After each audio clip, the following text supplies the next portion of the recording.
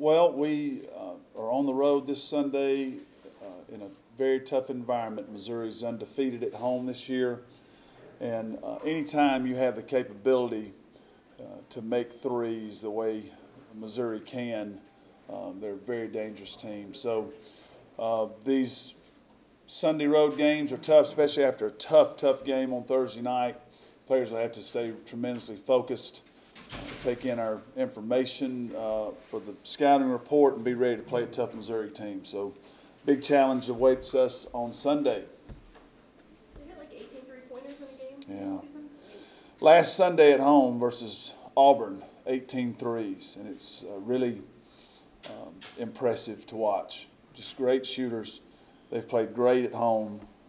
No one's beaten them yet. So be a big challenge for us. And we have a very good team, very talented team, but something I tell them all the time is, you know, the three-point stripe and the free throw line are great equalizers. If you don't hustle and you foul a bunch and you get a team on the free throw line, they can make those shots, and then the three-point line's a big equalizer. So we'll have to play tough defense. We just got to go over there and be committed to playing our real aggressive man-to-man defense, see if we can slow them down and earn a victory.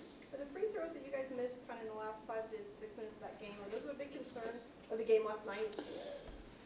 If it were to persist, it might be. You know what I found out? There's just not. There's no reason. There's no benefit in being concerned about it. We've been shooting great from the free throw line. I would say for this team that was an anomaly last night, but they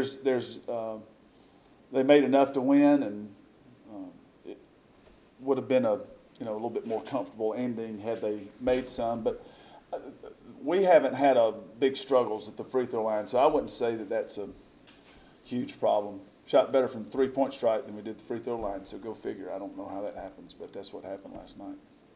Coach Blair said he thought that Jen O'Neal was the difference in that game, and I think at Alabama she might have been too, or at least you thought so. How much has she kind of evolved from that kid who walked on campus 2 years ago, 3 years ago?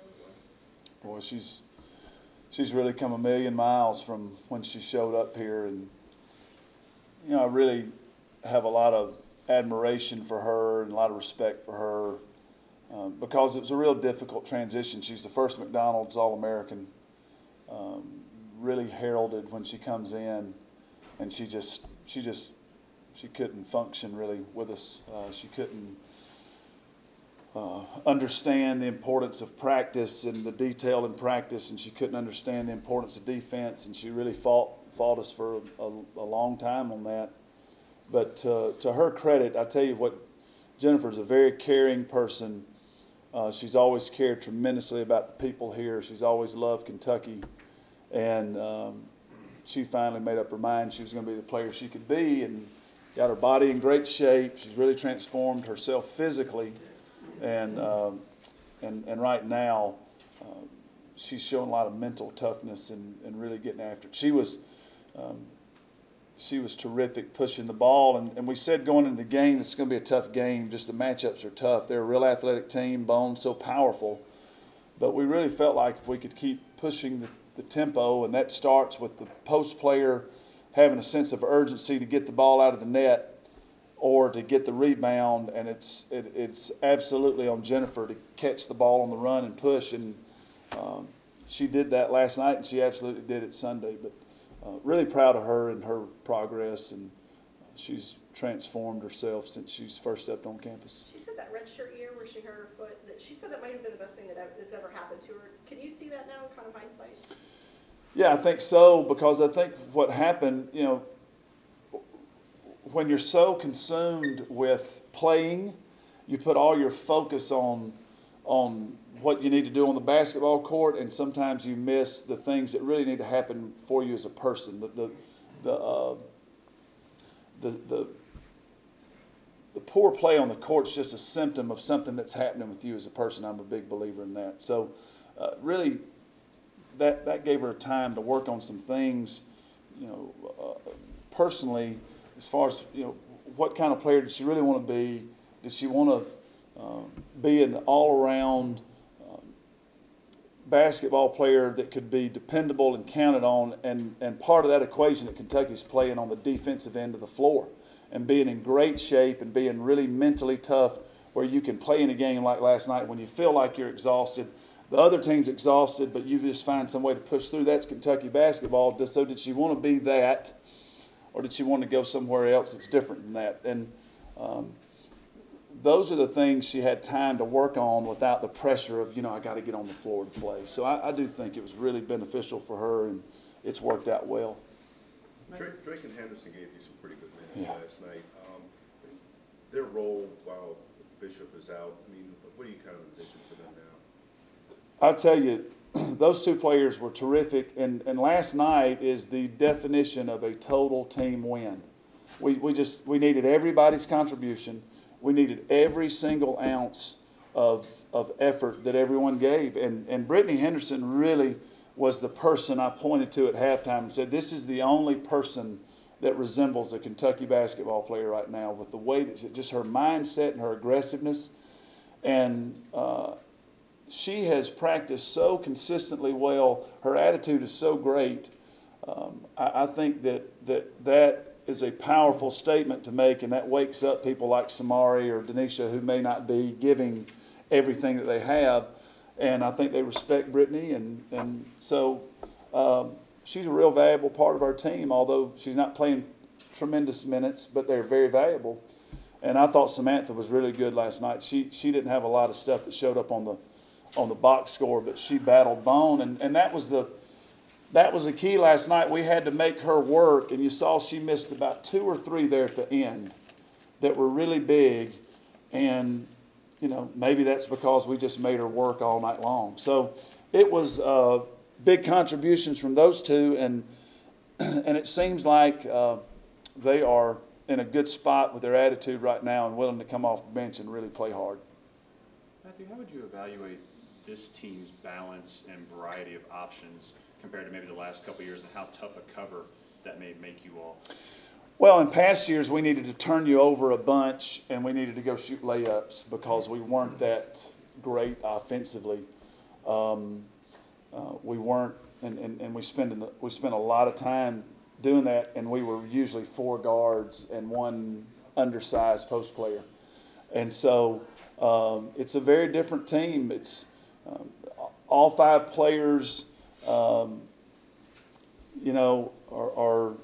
are capable of double digits. I think we've had 2 of our last 3, all 5 have been in double figure scoring. And you just go down the line of that starting 5, you have to guard every one of them. There's not anybody that you can say, hey, this kid, we don't really have to account for. And so that is what you need to be if you want to be a really good team. I think that's important. And in years past, we may have had players people could help all 5 or not pay that much attention to. So it's clearly the most balanced team offensively. We can do more things with them. Also, our post players being versatile, that can move and handle the ball out on the court, makes us a lot more versatile as an offensive unit. So you can do some things with our team right now that are tough to guard. So it's really important for our players right now just to stay committed to practice and how focused they need to be in their preparation, because right now I think it's a mental and emotional game for our team, because I think we have a lot of the pieces that we need offensively and defensively to be successful. Last night you said you wanted Adia to take more shots than anybody else on the team. Is that something you say to everyone, or you say to Adia, or is it just kind of understood that she needs to be aggressive and take the shot? Well, we started that last season, just how that would get her in the right frame of mind. Sometimes she maybe didn't understand how important it was for her to be aggressive offensively. So when we started doing that last season, her production was really, really strong. And I haven't said it specifically to her, but she knows how important she is. And so if one night Denisha has 14 and she has 13, I'm not going to make a real big deal out of that. But she can't go with, 6 or 7. I mean, she can't go and have one of those games, and she hasn't. So I think she understands that. But if I were explaining it to you, the question was, was 20 shots, is that where you want? I just want her mindful that she is a very important player offensively for us because she can score in so many ways. And so she needs to put the ball up and get some shots. And that's a good mindset for her to be in. She's really elevated her averages when she got to SEC. And have you seen something change for her in the last 3 games? Yeah, I think that she used maybe some games early where we had clear advantages talent-wise to maybe figure some things out and experiment a little bit and see what other players could do. And so maybe but I mean, her scoring wasn't that much off, considering that you had more people to take some of that responsibility from her. But from the tip of the Florida game, it was visible. And so, I'm excited for her and what she can do in this conference season. And she was terrific last night. Terrific. But Samari, was that probably the most focused you've seen her defensively in a game? I mean, she had 11 rebounds, was kind of quiet on offense, but, I mean, she locked in on Bone. Yeah, I think she took a big responsibility personally to do a good job on defense, and even she got a little discouraged there, and she and I talked at the end of the half, and I was just, I said, you seem a little bit down. She said, well, I let her score there 3 times in a row, and I just told her that was the wrong mindset. She was battling in there, and the guards really had to do, which they did a great job of just making it difficult to get the ball in there to her. You just can't guard her with one person. So I thought she battled, and then she finished some possessions, and that's one thing Samari Walker does so great, is she can go up with 2 hands and really get the ball off the rim or off the backboard and finish a defensive possession with a great rebound. And she was huge there last night. And then her tip in was just a huge play in the game. And I mean, it was just a really aggressive, athletic move right there at the rim, just tipped it right in, and it was a huge play in the game. So, like I said earlier, we just needed every little bit that everybody gave, and what a tremendous effort the players gave last night.